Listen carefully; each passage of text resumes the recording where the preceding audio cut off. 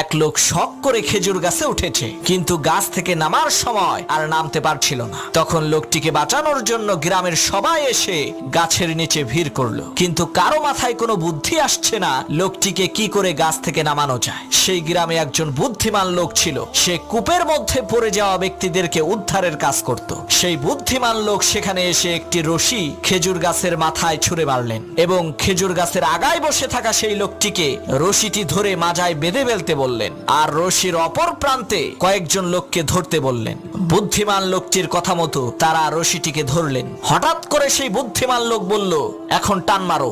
লোকেরা রশি ধরে টান দিল, সাথে সাথে সেই খেজুর গাছে থাকা লোকটি মাটিতে পড়ে মারা গেল। তখন গ্রামের লোকেরা বলল, আপনি এটা কেমন কাজ করলেন, লোকটা মরে গেল।